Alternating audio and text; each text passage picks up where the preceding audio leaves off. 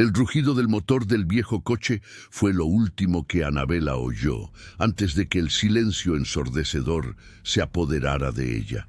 Su hijo Mateo ni siquiera miró atrás mientras el polvo del camino de tierra comenzaba a levantarse, engullendo el vehículo y llevándose consigo los 40 años de dedicación que ella le había dedicado. La dejó allí, en el porche de la sencilla casa que una vez fue un hogar, con una bolsa de víveres que apenas le duraría una semana y 5 gallinas picoteando nerviosas a sus pies, como si también sintieran el peso del abandono. Le dijo que era lo mejor, que encontraría trabajo en la ciudad y luego volvería por ella. Pero su mirada, fría y distante, contaba una historia diferente, una que Anabela, en su corazón de madre, se negó a ver hasta ese preciso momento. Se quedó allí un tiempo inconmensurable, sintiendo el calor del sol de la tarde en su rostro, ya marcado por el tiempo y las lágrimas que caían sin permiso. El olor a humedad y abandono de la vieja casa de madera parecía golpearle el rostro como una bofetada. Cada tabla que crujía bajo sus pies parecía burlarse de su soledad.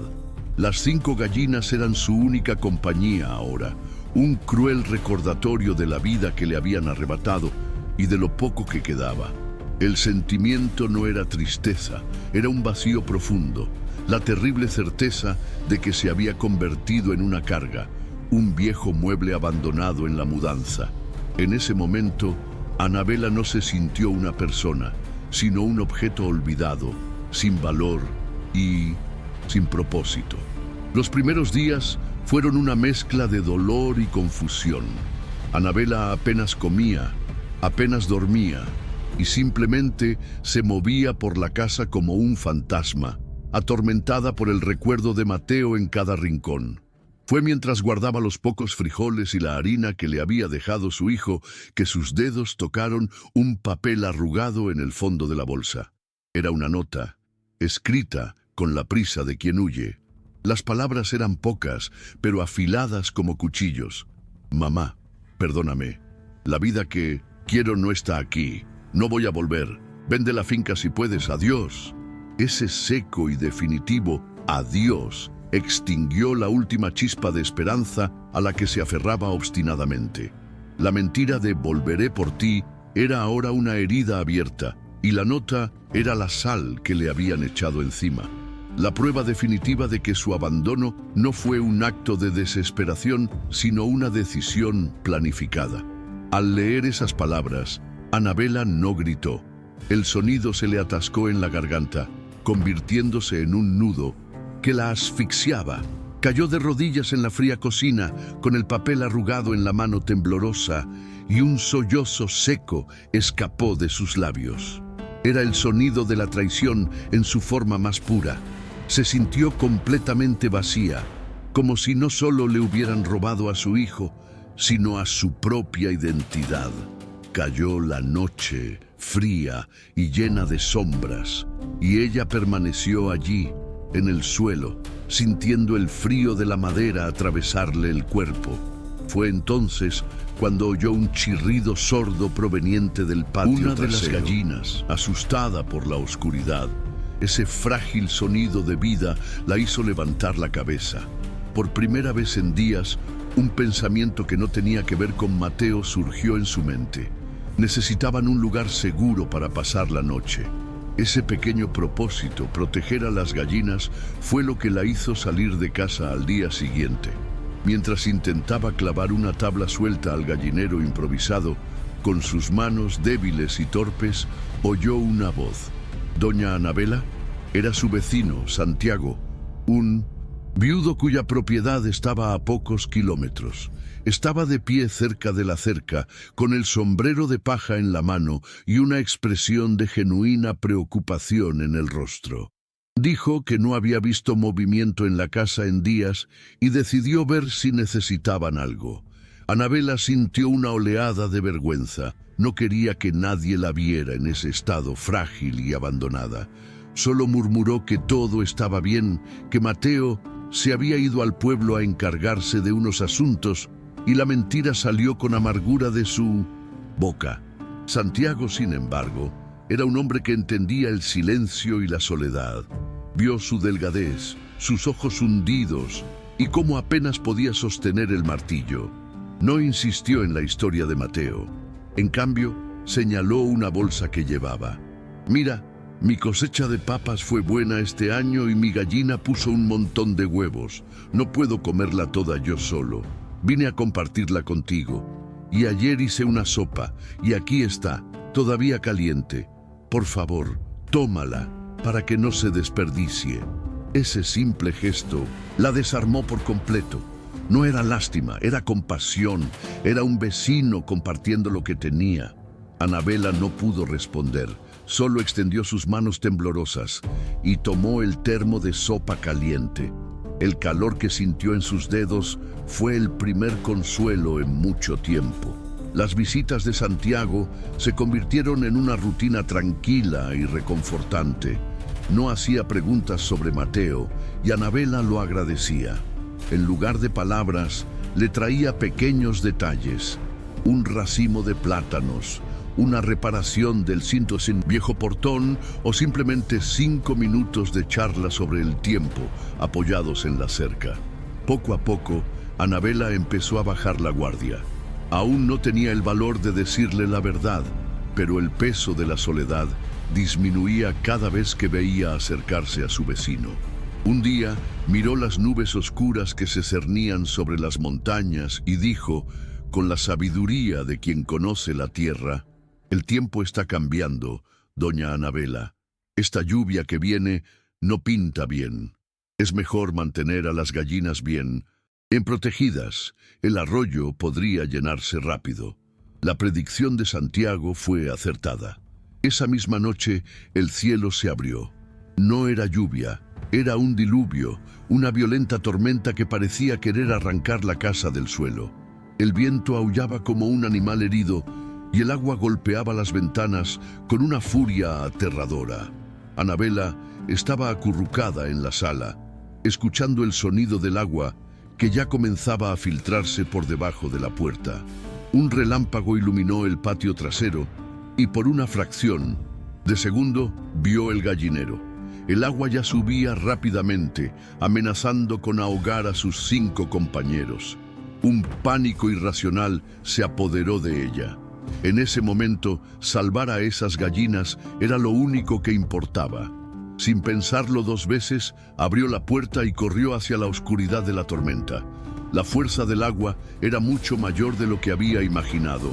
El lodo le hacía resbalar los pies a cada paso, y la lluvia helada la cegaba. Con dedos temblorosos, agarrotados por el frío, forcejeó contra el pestillo oxidado del gallinero hasta que por fin logró abrirlo. Las gallinas, aterrorizadas, salieron corriendo desesperadas. Justo cuando Anabela se giraba para intentar regresar a la casa, una ola de agua fangosa del arroyo desbordado la golpeó con la fuerza de un puñetazo. Perdió el equilibrio y cayó, golpeándose la cabeza con fuerza contra una roca oculta por el agua. El dolor fue agudo e inmediato, seguido de una oscuridad que comenzó a apoderarse de su visión. Lo último que sintió fue la corriente fría arrastrando su cuerpo inerte. Mientras tanto, en casa, Santiago no podía quedarse quieto. La violencia de la tormenta le dejó una terrible premonición. Sabía que la casa de Anabela era vieja y que estaba sola. Incapaz de ignorar la preocupación que le oprimía el pecho, se puso su impermeable más grueso, agarró una linterna potente y desafió la tormenta.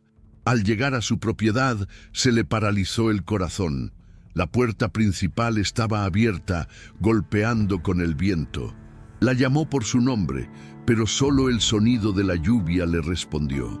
Desesperado, barrió el patio inundado con el haz de luz, hasta que el resplandor de la linterna reveló la terrible escena. Anabela, caída y parcialmente sumergida en el agua fangosa, inmóvil. Sin pensar en el peligro, corrió y se metió en la corriente para rescatarla. Anabela despertó con dolor de cuerpo y la cabeza palpitante, pero estaba seca y abrigada. Tardó un instante en darse cuenta de que no estaba en su casa, sino en una habitación sencilla y limpia, cubierta con una gruesa manta de lana. Olía a café y leña quemada. Santiago estaba sentado en una silla junto a la cama y se levantó en cuanto la vio abrir los ojos. Con una calma que la tranquilizó, le explicó que la había sacado del agua, le había limpiado el corte en la frente y la había traído a su casa. Estaba demasiado débil para hablar, sintiendo una mezcla de vergüenza por su fragilidad y una inmensa y silenciosa gratitud por este hombre al que apenas conocía, pero que había arriesgado su vida para salvarla de la tormenta y de sí misma. En los días siguientes, mientras se recuperaba bajo el cuidado de Santiago, el aburrimiento y el silencio la llevaron a explorar la habitación. Había una pequeña estantería con libros viejos. En uno de los estantes, detrás de unas novelas, encontró un cuaderno de tapa dura que reconoció al instante, aunque hacía décadas que no lo veía. Era suyo, de su juventud. Dentro, escrito a mano, estaba todo lo que su abuela le había enseñado sobre las hierbas y plantas de la región. Recetas de tés para la fiebre, ungüentos para las quemaduras, tiritas para el dolor. Un conocimiento ancestral, una sabiduría de la tierra que había abandonado y olvidado para dedicarse por completo a criar a Mateo. Hojear esas páginas amarillentas fue como redescubrir una parte de sí misma que creía muerta y enterrada. Santiago era un hombre fuerte, pero años de trabajo en la granja y el frío de la tormenta le habían dejado las manos con dolorosa artritis. Anabela lo observaba disimuladamente, viendo la mueca de dolor que intentaba disimular al tomar una taza o cerrar el puño.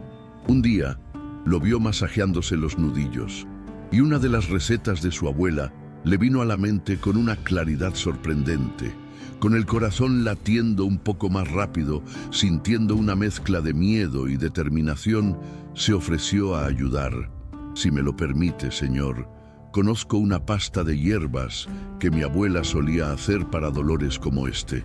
Santiago, sorprendido, la miró, vio la seriedad en sus ojos y asintió.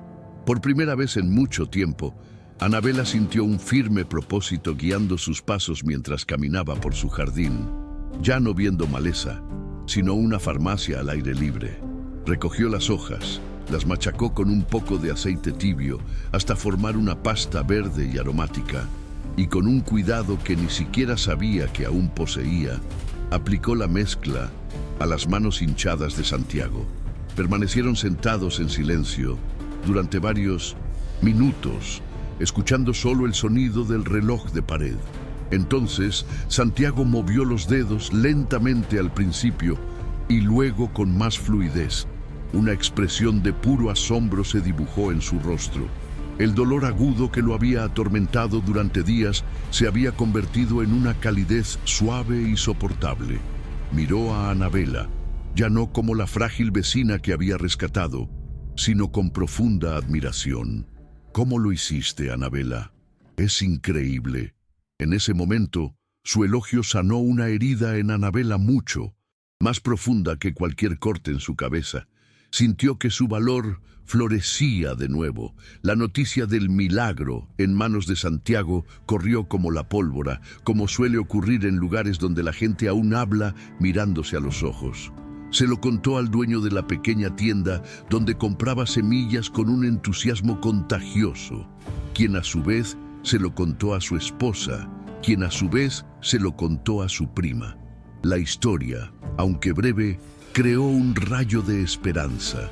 Unas semanas después, una joven, llamada Lucia, apareció en la puerta de Santiago, sosteniendo a su pequeño hijo que no paraba de toser.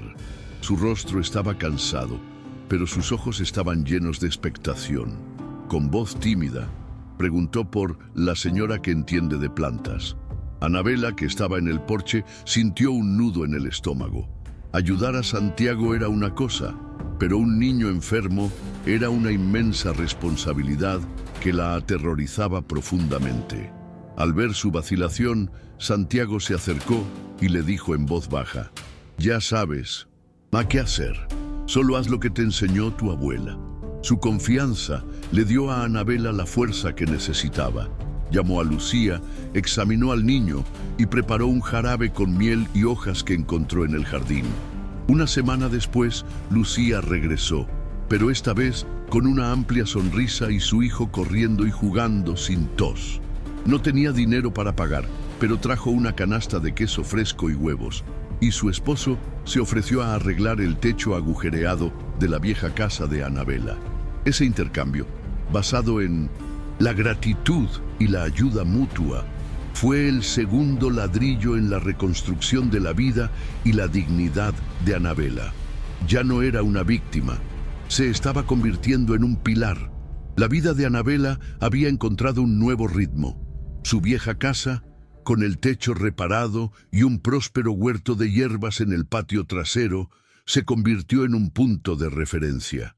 La gente venía no solo por medicinas, sino también para charlar, compartir un café, para sentir un poco de paz.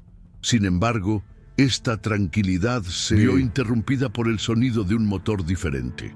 Un auto de lujo, negro y reluciente, levantando polvo en el camino de tierra, se detuvo frente a la finca de Santiago. Un hombre de traje salió con una sonrisa que no le llegaba a los ojos. Se presentó como representante de una gran corporación y, sin rodeos, dijo que la compañía estaba comprando todos los terrenos del valle para un gran proyecto de desarrollo. La oferta que hizo por el terreno de Santiago fue un insulto, una cantidad irrisoria que dejaba claro que no estaban allí para negociar. Santiago rechazó la oferta con una firmeza que no admitía discusión. En cuanto el coche desapareció, fue directo a casa de Anabela, donde la encontró enseñándole a Lucia a preparar un té para los cólicos. La noticia cayó como una bomba sobre el pequeño grupo allí reunido. El miedo se palpaba en el aire. Todos eran gente sencilla, sin recursos para luchar contra una empresa gigante. Esa tarde, el porche de Anabela se llenó de vecinos preocupados, todos con la misma pregunta en la mirada. ¿Y ahora qué? Miraban a Anabela, ya no solo como una curandera, sino como alguien que podía orientarlos. Anabela sintió que el pánico de siempre le subía a la garganta, pero al ver esos rostros asustados que se habían convertido en su nueva familia, una nueva fuerza mezclada con rabia se apoderó de ella. No destruirían lo que ella acababa de reconstruir. Anabela acalló el pánico en el porche con una calma que ni siquiera sabía poseía. No podemos luchar con su fuerza, dijo con voz firme, pero sí con la nuestra. Conocemos esta tierra. Entonces recordó una historia que le había contado su abuela sobre una orquídea rara, casi una leyenda, que solo florecía en las zonas más húmedas y sombrías del valle y estaba protegida por ley. Si lograban demostrar que la orquídea existía allí, el proyecto de la empresa podría verse legalmente bloqueado. Era una pequeña posibilidad, una apuesta arriesgada, pero era una posibilidad. La idea encendió una chispa de esperanza en los ojos de todos. Santiago se ofreció de inmediato y el esposo de Lucia, que conocía los senderos como la palma de su mano, dijo que los guiaría. Por primera vez, no solo tenían miedo, tenían un plan. Mientras tanto, los abogados de la corporación habían investigado a fondo. Descubrieron que, legalmente, la propiedad seguía parcialmente a nombre de Mateo. Lo rastrearon hasta una gran ciudad, donde realizaba trabajos esporádicos, estaba endeudado y era infeliz. La oferta era directa: regresara, convenciera a su madre de firmar la venta y recibiría una suma que resolvería sus problemas. Seguro de encontrar la granja en ruinas y a su madre en una situación aún peor, aceptó, con el peso de la culpa mezclado con la codicia desesperada. Pero al detenerse en el camino de tierra que tan bien conocía, la escena que encontró lo detuvo en seco. La casa estaba reparada, el huerto prosperaba y la gente reía en el porche. Y allí, En el centro de todo estaba su madre, erguida y serena. No parecía una víctima, parecía una reina en su pequeño reino. Durante 2 días, un pequeño grupo liderado por Anabela y Santiago se adentró en el bosque. La caminata fue difícil, por senderos prácticamente inexistentes, abriéndose paso entre la densa vegetación. El calor y la humedad eran sofocantes, y con cada hora que pasaba sin rastro de la orquídea, la esperanza se desvanecía, reemplazada por la fatiga. Mientras tanto, en la finca, Mateo era una presencia extraña y silenciosa. Los vecinos lo trataban con fría cortesía, ofreciéndole comida y agua, pero sin la cálida conversación que compartían entre ellos. Observó desde lejos la dinámica de esa comunidad, cómo se ayudaban, cómo se cuidaban y sobre todo, cómo todos le reportaban a su madre. Se sintió como un extraño en el lugar donde nació, viendo la vida que podría haber tenido si no hubiera tomado la decisión que tomó. Al final del segundo día, cuando el grupo de búsqueda regresó exhausto y desanimado, Mateo decidió que no podía esperar más. Se acercó a Anabela mientras ella se quitaba el barro de las botas en el porche. «Mamá», comenzó, con la voz más débil de lo que pretendía. Intentó hablar del dinero de la empresa, de cómo este podría ser un nuevo comienzo para ambos. Anabela dejó de hacer lo que estaba haciendo y lo miró a los ojos, sin enojo, solo con profundo cansancio y una claridad penetrante.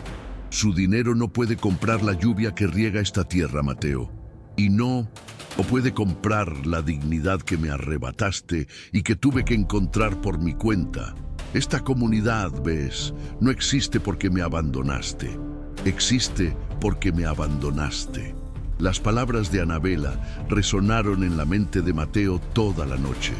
No podía dormir, atormentado por la imagen de la mujer fuerte en la que se había convertido su madre y por la vergüenza de sus propias acciones.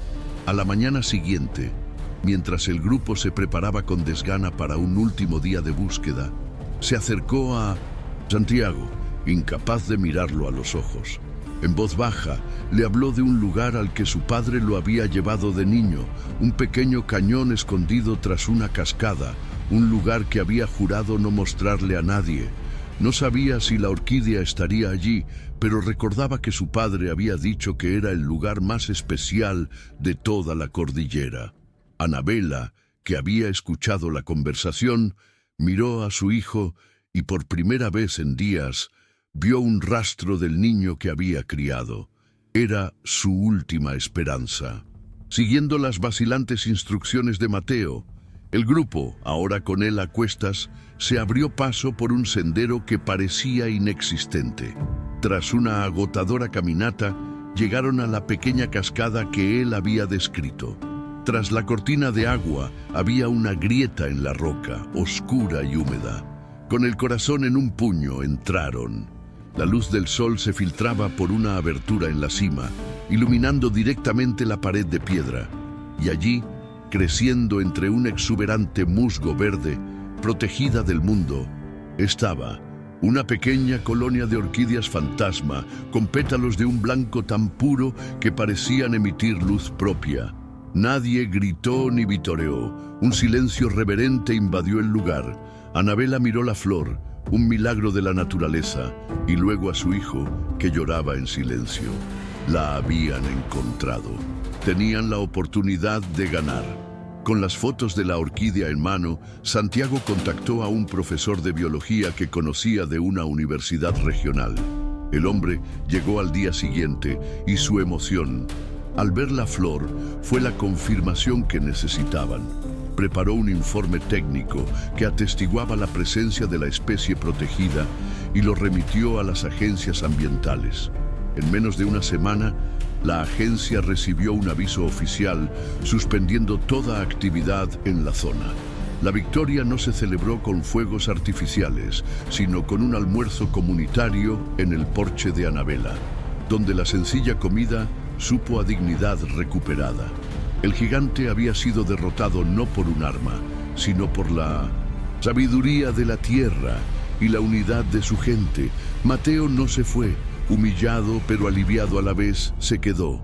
En los días posteriores a la victoria, pidió perdón no con palabras, sino con hechos. Arregló la cerca que llevaba años cayéndose, ayudó a arar un campo con Santiago y escuchó más que habló, aprendiendo los nombres de los hijos de sus vecinos. Una noche, por fin, se armó de valor para decir: «Mamá, perdóname», con la voz entrecortada. Anabela, que lo observaba desde lejos, simplemente respondió con calma: «El perdón no es una palabra, Mateo, es una construcción y se construye cada día con trabajo y respeto». Fue el comienzo de un largo camino, uno que por primera vez en su vida estaba dispuesto a recorrer. Un año después, la granja de Anabela estaba irreconocible. Donde antes había silencio y abandono, ahora había vida. Las 5 gallinas se habían multiplicado y sus huevos se repartían entre las familias. El huerto de hierbas se había expandido y se había convertido en un huerto comunitario, donde Anabela enseñaba a los más pequeños los secretos de las plantas. Mateo, un hombre más tranquilo y fuerte, trabajaba codo con Santiago, habiendo encontrado por fin su lugar, no como dueño, sino como parte de esa familia nacida del dolor. Anabela, sentada en su mecedora en el porche, observaba todo con mirada serena. Ya no era un residuo, un objeto olvidado. Era la raíz fuerte y profunda que los sostenía a todos. El tono del locutor cambia, dirigiéndose directamente al público. Y así, amigos, la historia de Anabela nos revela una verdad poderosa. Nos enseña que nuestro valor no se determina por quién nos abandona, sino por la fuerza que encontramos para florecer donde nos plantamos. Su trayectoria demuestra que la resiliencia no se trata solo de sobrevivir, sino de transformar el propio dolor en medicina. No solo para uno mismo, sino para todos los que nos rodean. A veces, el final que parece más cruel es en realidad la oportunidad para el más hermoso de los nuevos comienzos. Si la inspiradora historia de Anabela les conmovió, no olviden darle me gusta y suscribirse al canal para ver más historias conmovedoras. Comparte este video para que más personas conozcan el poder de la dignidad y el renacimiento.